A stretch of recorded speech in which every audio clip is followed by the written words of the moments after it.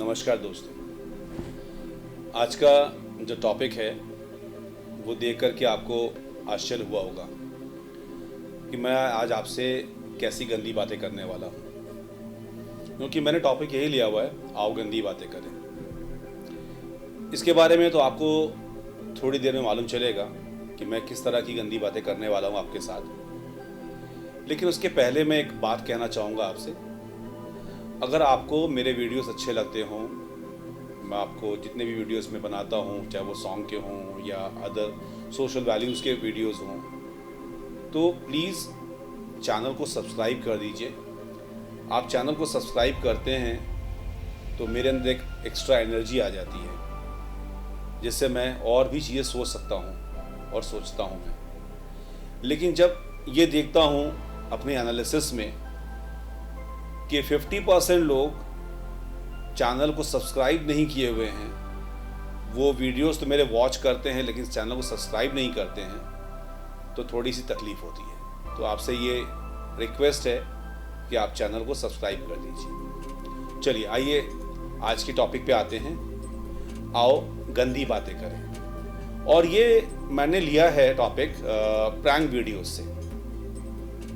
जाने अनजाने कई बार ऐसा होता है जब हम YouTube पे सर्च करते हैं तो ये प्रैंक वीडियोस हमारे सामने आ जाते हैं, और हम में से कईयों ने इन प्रैंक वीडियोस को देखा भी होगा।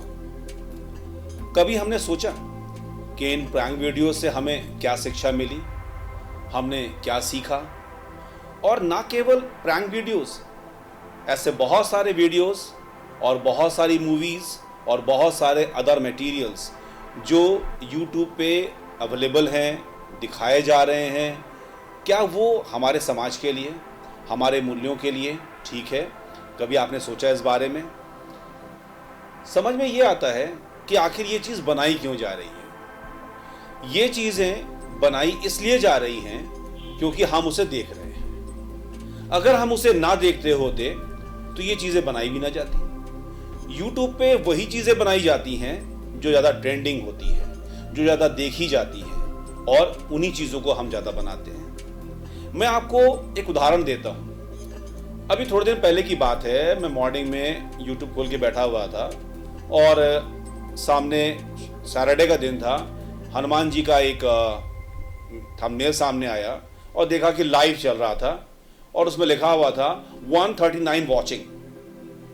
मतलब उस समय मॉर्निंग में 139 लोग उस YouTube को देख रहे थे जिसमें हनुमान जी के बारे में या हनुमान चालीसा के बारे में बताया जा रहा था। और साथ ही एक प्रैंक वीडियोस में जो वो भी साथ में स्क्रॉल होके आया, जिसको 68,000 लोग देख रहे थे।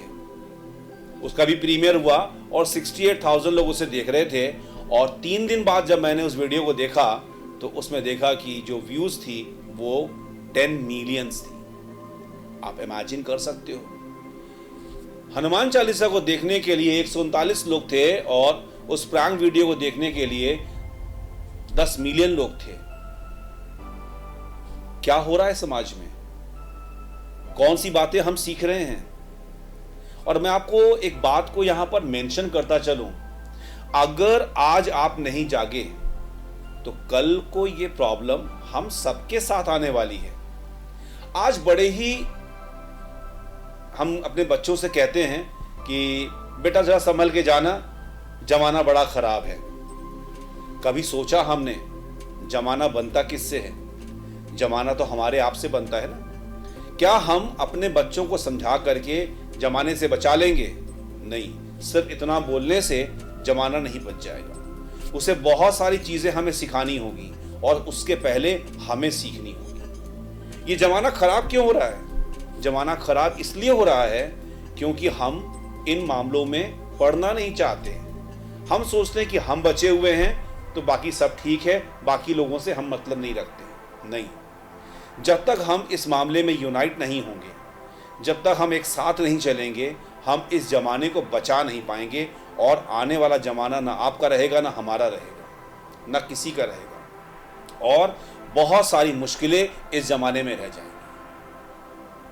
जब तक हमारे दिमाग में ये होता है कि उन चीज़ों से हमें मतलब नहीं है, हम क्यों उस मामले में बोलें, ये ही हमारे ज़माने को ख़राब करती है। मैं आपको एक उदाहरण देता हूँ। नॉर्मली सड़कों पे जब हम चलते हैं और सड़कों पे कोई एक्सीडेंट हो जाता है तो हम सोचते हैं हमसे क्या मतलब है, किसी का एक्सीडेंट हुआ है वो खुद को देखेगा, हमसे कोई मतलब नहीं, और हम अपने रास्ते पे आगे बढ़ जाते हैं। पता है क्या हुआ? हमारे एक बड़े घनिष्ठ मित्र थे, वो भी ऐसे ही सड़क से जा रहे थे और रास्ते में कोई एक्सीडेंट हुआ था, और वो उस एक्सीडेंट में किसका एक्सीडेंट हुआ वो जानने की उन्होंने कोशिश नहीं करी और वो अपने रास्ते में चले गए। और थोड़ी देर बाद उनको मालूम चला कि उस एक्सीडेंट में उनके फादर इन लॉ की डेथ हो गई। कभी सोचा आपने? हमारे दिमाग में क्या होता है, हमसे क्या मतलब, एक्सीडेंट हुआ होगा, हमें क्या करना है? नहीं, हमें सोचना होगा, हमें इन सब चीज़ों के बारे में सोचना होगा और ये सारी चीज़ें अपने समाज में हमें स्प्रेड करनी होगी। जब तक ये सारी चीज़ें हम समाज में स्प्रेड नहीं करेंगे, ना हमारे बच्चे सीखेंगे, ना हमारा समाज सीखेगा, और ना हमारा समाज कभी अच्छा हो पाएगा। आप हमेशा यही बोलते रहेंगे ज़माना ख़राब है, और ज़माना दिन ब दिन खराब होता चला जाएगा, जिसके बाद एक ऐसा दिन आ जाएगा कि इस ज़माने को हम संभाल नहीं पाएंगे। तो ये हमारी ड्यूटी है, ये हमारा कर्तव्य है कि जो भी हमसे कंसर्न लोग हैं, चाहे वो हमारे बच्चे हों, चाहे वो हमारे स्टूडेंट हों, उनको हम इन बातों को समझाएं कि अच्छाई क्या है, बुराई क्या है। आज मैं टीचर्स की बात करता हूँ। आज टीचर्स भी बहुत सारे ऐसे हैं जो ये सोचते हैं मेरी ड्यूटी ये है कि बच्चों को पढ़ाया, उसके बाद हमारी ड्यूटी खत्म। नहीं, उनको मॉरल वैल्यूज समझाना ये हमारे टीचर्स की ड्यूटी है। और पता है क्या हो रहा है? जिन गंदी बातों की बात मैं कर रहा हूँ, ये गंदी बातें पहले स्कूल से बाहर हुआ करती थी, फिर धीरे धीरे स्कूल कैंपस के अंदर आ गई, स्कूल कैंपस के बाद ये क्लासरूम के अंदर आ गई, और हमको लगता है बहुत जल्दी ऐसा होगा इन गंदी बातों के साथ ही एक स्टूडेंट अपने टीचर के साथ बात करेगा। सोच के देखिएगा वो दिन कैसा होगा। जब ऐसा होगा तो कम से कम इन सारी बातों को ध्यान में रखते हुए आप प्लीज अपने आप को जागरूक बनाइए, कोशिश करिए। मैं चाहता हूं कि अगर हम इन चीज़ों को स्प्रेड करेंगे अपनी सोसाइटी में, अपने बच्चों को इसका ज्ञान देंगे, अपने बच्चों पे हम नज़र रखेंगे, अपने स्टूडेंट्स के ऊपर हम नज़र रखेंगे, उन्हें ज़्यादा पढ़ने, ज़्यादा हम उनको मॉरल वैल्यू सिखाने में उनको हम समझाएंगे, तो डेफिनेटली कहीं ना कहीं फ़ायदा होगा। अगर एक बच्चा, अगर एक इंसान खराब हो सकता है तो वो अच्छा भी हो सकता है। क्यों ना हम पॉजिटिव एटीट्यूड रखें, हम पॉजिटिव बातें सोचें। जब तक हम पॉजिटिव बातें नहीं सोचेंगे, कभी भी ये ज़माना अच्छा नहीं हो पाएगा। ये हम सब की ड्यूटी है। अगर आप ये सोच रहे हैं मैं कोई गंदी बात करने वाला हूँ, क्योंकि थंबनेल में मैंने ये लिखा हुआ था कि आओ गंदी बातें करें, तो सॉरी, मैं कोई गंदी बातें नहीं करने वाला हूँ। मैं सिर्फ यही समझाने वाला हूँ कि इन गंदी बातों को हमें समाज से हटाना है, और कोई अकेला इंसान ऐसा काम नहीं कर सकता। हमें साथ चलना होगा, हमें साथ मिलकर लड़ना होगा, और ये लड़ाई कैसे होगी ये तो आप सब जानते हैं।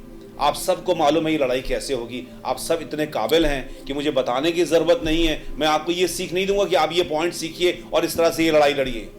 मैं सिर्फ आपको जागरूक बनाऊंगा, सिर्फ मैं आपको बताऊंगा कि ऐसा हो रहा है, इस पे ध्यान देने की आपको ज़रूरत है। कहीं आपने इस पॉइंट को मिस कर दिया। क्यों? हर आदमी जानता है पूजा करनी चाहिए, भगवान की अर्चना करनी चाहिए, लेकिन उसके बाद भी लोग भूल जाते हैं ना, उनको याद नहीं रहता है।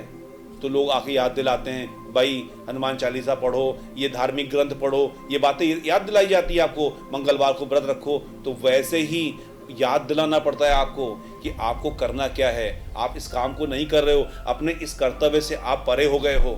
प्लीज़ आपसे रिक्वेस्ट है, क्योंकि जब मैं छोटा था तो हिंदी में एक निबंध आया करता था, विज्ञान समाज के लिए अभिशाप है या वरदान। हम लोग वहां पे मिला जुला बात करते थे, अभिशाप भी है, वरदान भी है। लेकिन आज जिस तेजी से बहुत सारी चीज़ें जो हमारे इंटरनेट के ऊपर, हमारे यूट्यूब के ऊपर और डिफरेंट प्लेटफॉर्म्स हैं, उनके ऊपर बढ़ रही है, दूसरों को तो पैसा कमाना है, इसलिए वो ऐसा कर रहे हैं। तो हमें दूसरी तरफ उन लोगों को भी जगाना होगा कि जो इन बुराइयों को दूर कर सके। प्लीज मेरे साथ जुड़िए और एक समाज को जागरूक बनाइए। जब तक एक अच्छा समाज नहीं बनेगा, कभी हम नहीं कह पाएंगे कि ज़माना अच्छा है। और हमेशा बद से बदतर ज़माना होता रहेगा और हमेशा अपने बच्चों को हम समझाते रहेंगे कि बेटा ज़माना बहुत ख़राब है, प्लीज़ मेरे साथ जुड़िए और इस ज़माने को जगाइए। और अगर आप ये सोच रहे हो कि मैं कोई गंदी बात करने वाला था तो मुझे माफ़ करिएगा, मैं कोई गंदी बात नहीं करने वाला था। मैं एक अध्यापक हूँ, मैं आपसे सिर्फ अच्छी बातें करना चाहता हूँ और अच्छी ही बातें करता रहूँगा। आपका बहुत बहुत धन्यवाद। नमस्कार।